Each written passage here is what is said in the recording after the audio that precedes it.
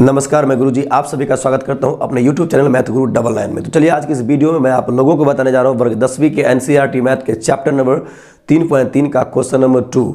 उसके बाद question number 3 का 1, 2 भी बताएंगे। मेरे वीडियो में सोल्यूशन तक बने रहेंगे।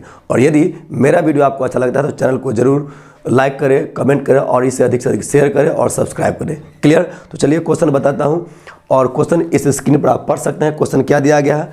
क्वेश्चन दिया गया है 2x + 3y बराबर 11 और 2x - 4y बराबर -24 को हल कीजिए और इसमें m का वह मान ज्ञात कीजिए जिसके लिए y बराबर mx + 3 हो। ठीक है, इसको ये नहीं बताया गया कि प्रतिस्थापन विधि से बनाना है कि विलोपन विधि से बनाना है, लेकिन इस चैप्टर में ना पूरा सवाल ही प्रतिस्थापन विधि से बनाना है, ये क्लियर है। तो इन क्वेश्चन को हम ना प्रतिस्थापन विधि से ही सॉल्व करेंगे। उसके बाद तीसरा का पहला और दूसरा क्वेश्चन पढ़ेंगे, इसके बाद फिर बनाएंगे। पहले इस क्वेश्चन को पढ़ लिए तो सॉल्व कर लेते हैं। क्लियर? अब देखने का प्रयास करें। तो चलिए हम पहले समीकरण इसका लिख लेते हैं तो और भी बेहतर हो जाएगा। क्या? देखिए यहाँ क्वेश्चन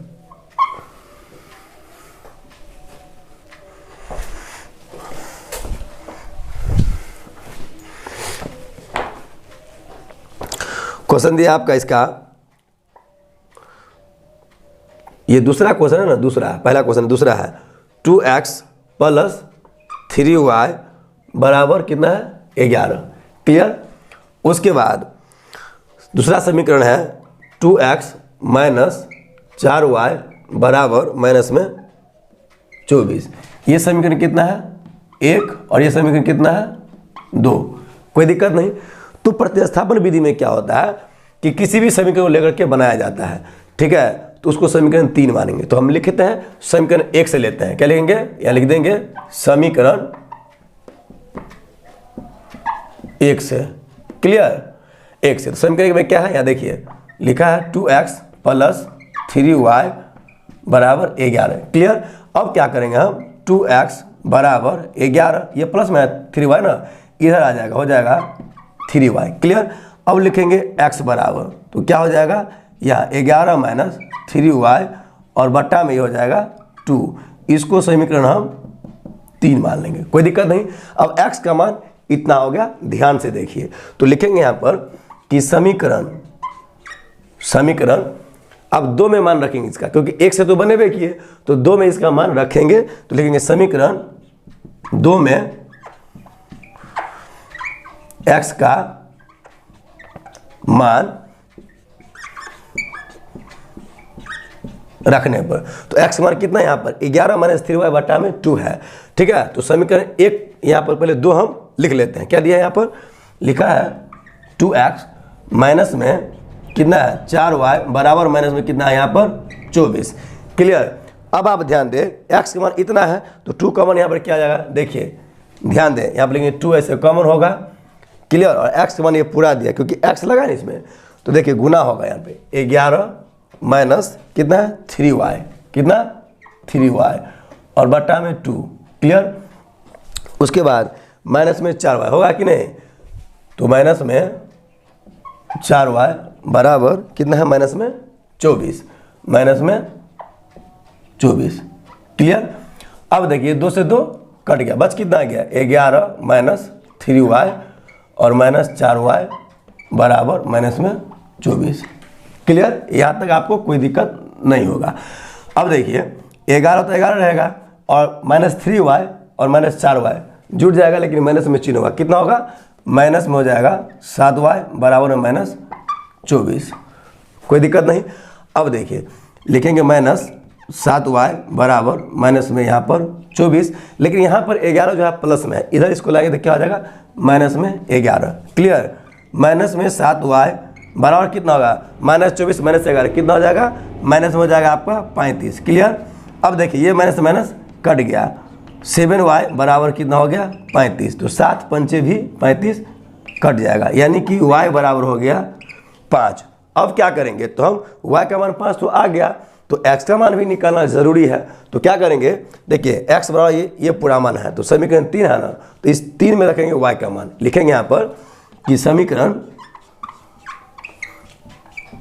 3 में y का मान रखने पर, क्लियर, 3 में रखेंगे।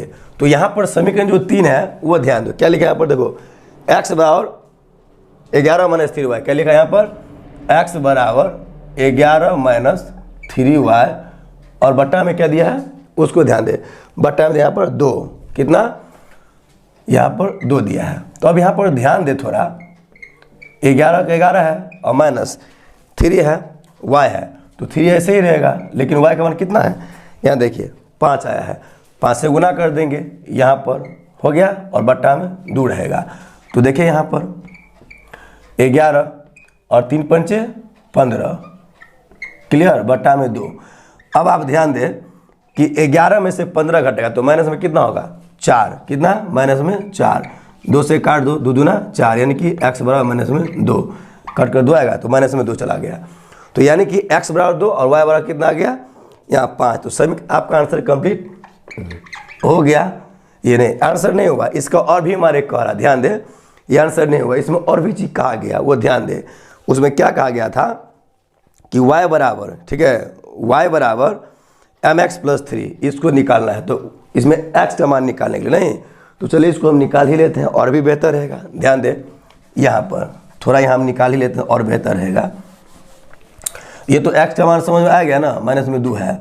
अब यहाँ देखिए, तो y बराबर क्या लिखे हैं, mx प्लस में 3, ये लिखा है ना।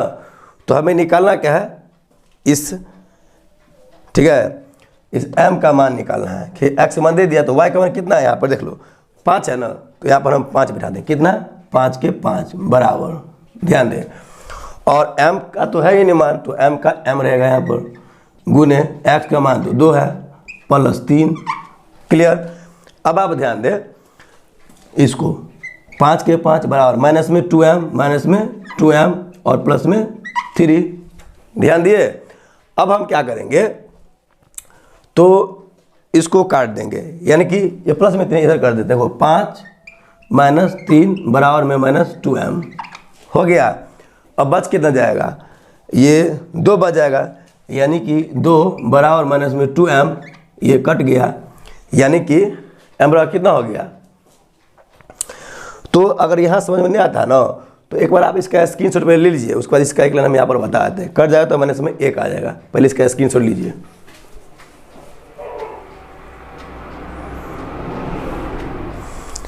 तो चलिए इसका आप स्क्रीनशॉट ले लीजिए। अब इस लाइन को हम यहाँ पर लिख देते हैं, चाहे ऊपर कर देते हैं, समझ में आ जाएगा। तो यहीं पर हम लिखते हैं, बेहतर रहेगा। तो यहाँ पर आपको दिक्कत हो रहा है, ठीक है, यहाँ पर थोड़ा एक लाइन को यहाँ पर एडजस्ट कर देते हैं, समझ में आ जाएगा जी। यहाँ पर हम एडजस्ट कर देते हैं, अच्छा रहेगा आप लोगों के लिए।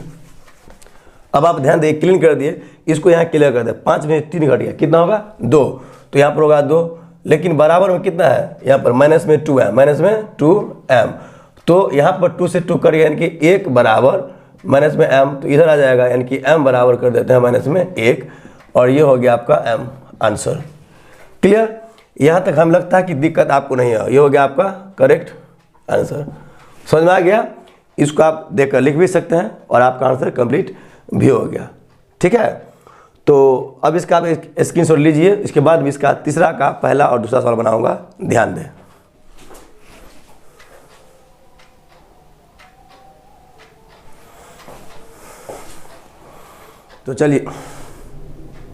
तो चलिए अब आप क्वेश्चन नंबर 3 का पहला देखिए। पहले 3 में क्या कह रहा है, पहले सुन लीजिए। दिया गया निम्न संख्याओं में रैखिक समीकरण युग्म बनाइए जिनके हल प्रतिस्थापन विधि द्वारा ज्ञात कीजिए। आप स्क्रीन पर क्वेश्चन को देख सकते हैं। और पहला में दिया गया है 2 संख्याओं का अंतर 26 है और एक संख्या दूसरी संख्या की 3 गुनी है। एक संख्या जो है वो दूसरी संख्या की 3 गुनी है, उन्हें ज्ञात कीजिए। तो चलिए यहाँ बनाते देख लीजिए। लिखें यहाँ पर 2 संख्या का अंतर कह रहा है, पहली संख्या और दूसरी संख्या हम मान लेते हैं। यहाँ मानेंगे, माना कि पहली संख्या बराबर x एवं दूसरी संख्या बराबर y। क्लियर। तो प्रश्न में क्या कर रहा है सुन लीजिए, प्रश्न से लिखिए चाहे प्रश्नानुसार लिखिए, कोई दिक्कत नहीं, दोनों चलेगा। तो कह रहा दो संख्याओं का अंतर 26 है, तो यहाँ पर लिख देंगे पहला समीकरण x माइनस वाई बराबर 26, ये समीकरण 1 हो गया, कोई दिक्कत नहीं। अब सेकेंड लाइन क्या कर रहा है सुनिए, फिर स्क्रीन पर देखिए, एक संख्या दूसरी संख्या कितना है 3 गुनी। देखो एक संख्या पहली संख्या जो है यानी कि एक संख्या जो है वो दूसरी संख्या इसकी y की इस संख्या की कितना है 3 गुनी, यानी कि y की कितना है 3 गुनी, यानी कि x बराबर 3y, ये समीकरण 2 हो गया। तो डायरेक्ट x बराबर 3y आ रहा है कि नहीं। तो अब क्या करेंगे हम, x का मान समीकरण 1 में रख लेंगे, x का मान यहाँ पर कितना है 3y, तो प्रतिस्थापन वही ना होता है, तो लिख लेते हैं, लिखेंगे कि समीकरण 1 में x का मान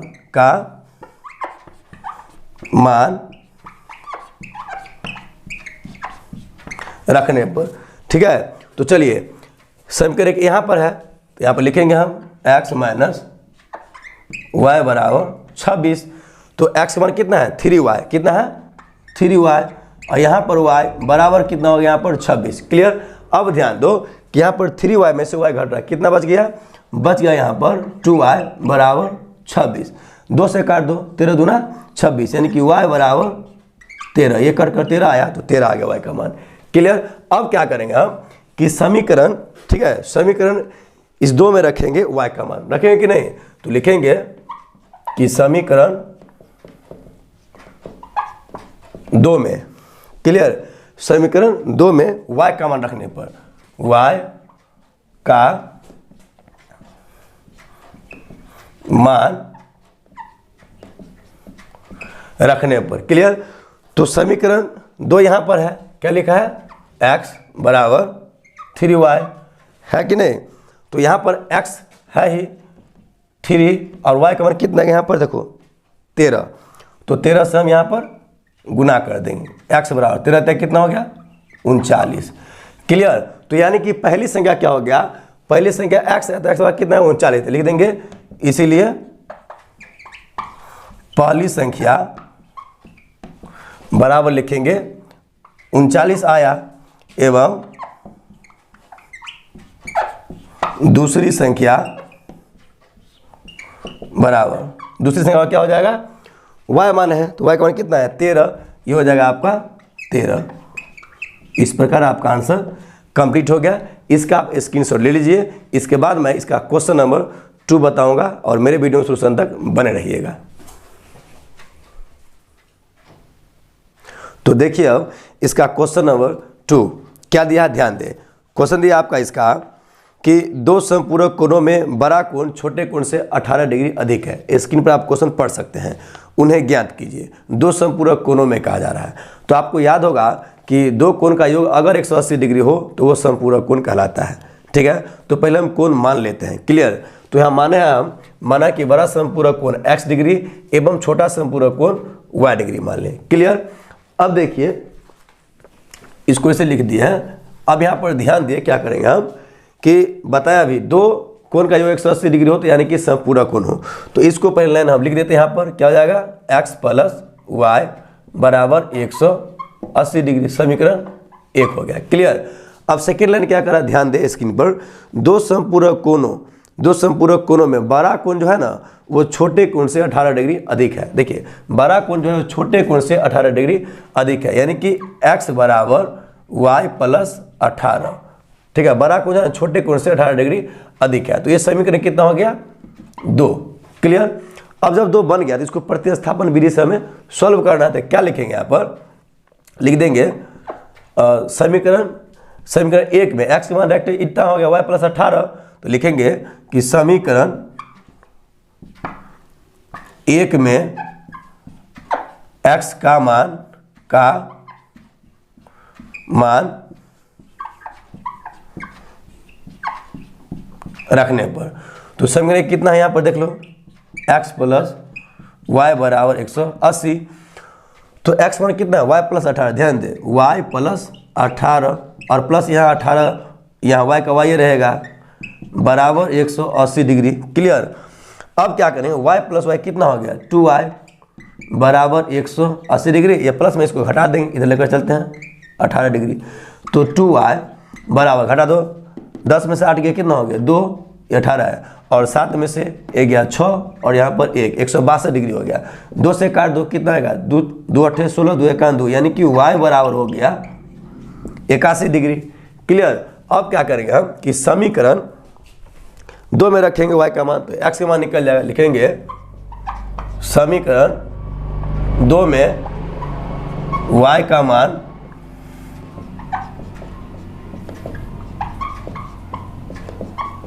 रखने पर। क्लियर। तो समीकरण 2 कितना, इतना है, यहाँ पर देखिए x बराबर y प्लस 18, ठीक है। तो y का मान कितना है 81, यानी कि x बराबर 81 प्लस 18 डिग्री, जोड़ दो कितना हो गया, x बराबर 8 1 9 और 1 8 9, 99 डिग्री। यानी कि जो बड़ा कोण है x मान है ना, यानी कि लिख देंगे बड़ा कोण बराबर 99 डिग्री एवं छोटा कोण बराबर कितना, ये हो जाएगा आपका तो 81 डिग्री। ठीक है, कितना हो गया 81 डिग्री। क्लियर। यहाँ पर x का मान निकल गया, यहाँ पर y का मान निकल गया। तो सवाल इस प्रकार से आपका पूरा कंप्लीट हो गया। यही आपका हो गया आंसर। अब आप इसका स्क्रीनशॉट ले सकते हैं, ठीक है, और आप लोगों के लिए बेहतर होगा, स्क्रीनशॉट इसका लीजिए।